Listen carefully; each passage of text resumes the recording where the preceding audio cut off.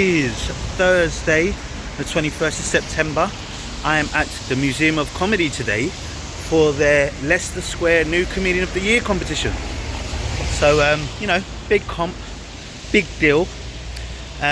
Usually with these competitions, they can be a bit tough, and I generally don't do too well at them.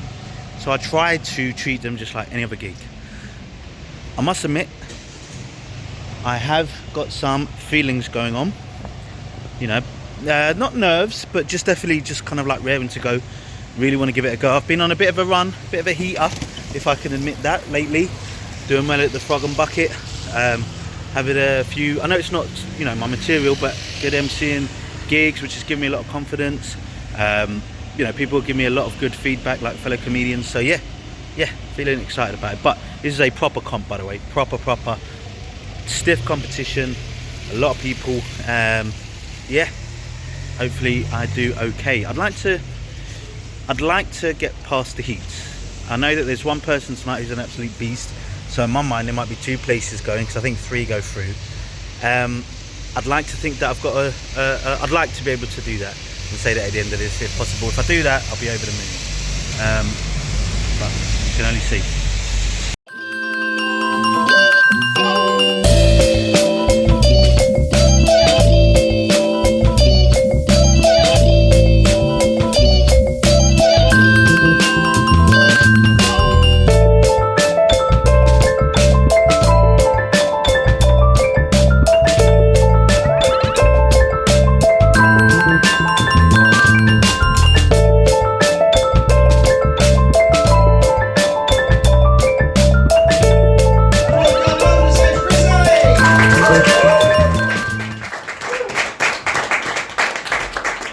Hello, my people, you alright? 2 black comics in a row, boy, but like London buses. We're ages for one and then back to back. We got any football fans in the house? Yeah. Yeah, not really? That's alright. Like, I'm a big football fan. Big football fan, yeah. Trying to become a medium-sized football fan, but, just hold on to that Christmas wait. Since 2019, But, none of you have heard about this, right? But the Premier League recently released this list of the most influential black people in football, right? So, really good stuff. So players like Marcus Rashford, Bukayo Saka, the other one that missed. And guess what they called it? The Blacklist. I didn't even make that up. Like, outside of it being just massively offensive, I think it just lacks creativity. I mean, what are they going to come up with next? The most influential Slovakians in football and call it a checklist? I don't know. I feel like in the last few years, right, people have tried to recognise black people in really weird ways, right? They had the term BAME, that got cancelled. The one I never understood was the term person of colour. How did that get through? Huh? Obviously none of you get it because you're white. But look, the term person of colour is someone that isn't white. Now for me, any term that puts me and Lucy Liu in the same category, it's got to be a mistake, right? She's a 5'2" Asian woman that looks like she can fit in most people's pockets. And I'm a 5'10", 80-stone black guy. I can barely fit in most smart cars. We are not the same people. Look, I'm a black guy, right? As you can tell, because I grew up like that. And I was speaking to this vegan in Whole Foods who told me that me calling myself black is actually a self-identifying preference. I'll be honest, I've got no clue what they then was talking about. Yeah. You see, because all my life, I thought I was born black. I hadn't realised it was a preference. I mean, if it was a preference, I'd have one of those big black dicks, you know what I'm saying? Like a little orphan's fucking up forearms, you know what I mean? Boom. No, that's alright. My joke was like 3 new potatoes just huddled together, you know what I mean? No good. Question for the crowd, right? Just cheer if you're did anyone here grow up like a really annoying dad? Yeah? Must be nice. Just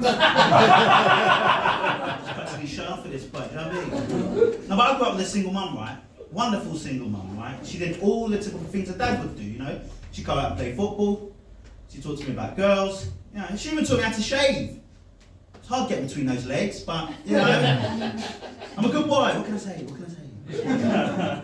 I'm a really good boy, but whenever my mum would get angry at me growing up, right, she'd tell me to go get a slipper so she could discipline me, and I fucking would. What an idiot. But like when she was really mad, she'd say things to me like, "You carry on with that shit, I'll send you to live with your dad." You know, which doesn't really sound that bad, but the only problem is none of us knew where that was. It's like some gangster shit, you know what I mean? I feel like if I left my socks on the floor, I'd be sleeping with the fishes. It's dangerous stuff, man, dangerous woman. But something else about me is I grew up with a twin brother, so nice they made me twice. Or as my mum likes to say, 2 mistakes for the price of 1. Silly bitch. It's a lovely woman. But the thing about my twin brother, right, is that when people see me and my twin brother together, they say I look exactly like him, which is really frustrating because I think he's fucking ugly. I don't get it, you know? But my twin brother's gay, right, which is great. But, you know, growing up, I kind of already knew, you know, because we grew up together, we played games. We used to play like doctors and nurses, you know, when you play out different characters in a hospital. Guess who my gay twin brother always wanted to be? Beyonce. Always a wrist issue, do you know what I mean? Work-related problem, work-related injury, you know? I was just laughing at my own jokes, look at that. But my brother came out when he was 18 years old, right? Which was great because he was like telling friends and families and that, and you know, that's great for him, but the only problem I have is I'm like a big homophobe. Big homophobe. Trying to become a medium-sized homophobe, you know? Still hold on to that hate? No. I'm not a homophobe, of course not, you know. One time, I had a naked bath with a gay guy. My twin brother, innit? You guys have been absolutely wonderful. I've been Chris Sally, thank you very much.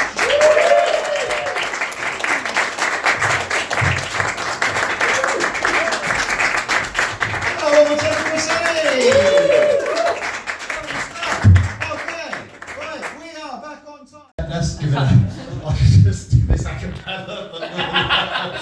We'll do it, we've got to give it a sense of authority. Just to say as well before this, what are the things, keep supporting live comedy, come out to these heats, and also if you've enjoyed me, San Nicoresti, I'm on Instagram and I have a mailing list and you can follow me there. But to say, the 3 people going through tonight are Dan Collins! Woo! Andrew Dipple! Woo!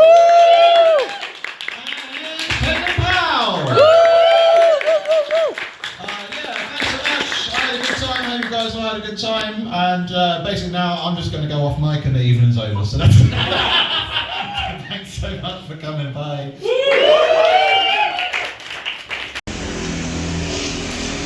So I did not make it through my heat. Disappointed to say the least. I'll be honest. Yeah, rough one to take this one. I felt like I was on a bit of a roll, and obviously didn't appease the judges tonight. Yeah, it's weird. Like I'm not. I don't know. I'm not disappointed. I'm disappointed because I'm competitive. I like to not lose if I can, even though I do lose a lot, which is a shame for me. But that's probably the large part of it. I just, I was talking to a comedian recently who's very, very good, my man Lou McLean, and we're just saying like, look, we're not the best, but I think where we are in our stage of being stand-up comics, you produce good stuff and people tend to like it and things like that. And when the more good feedback you get, you have a level of confidence in your material, and when it doesn't work out, you just kind of like, well, it's just one of them nights. I don't think that it was one of those nights where I didn't get laughs, because I think I did. I think it was a hard day for most of us up there to get full laughs throughout the entire set. I don't think one comedian can claim that they absolutely murdered tonight, me included. It was just, I think it was an open bracket, and yeah, I didn't make it through.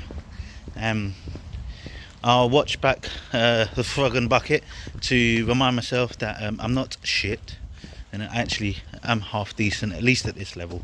And yeah, see how we get on. Yeah, I just rough one. But as always, on to the next one.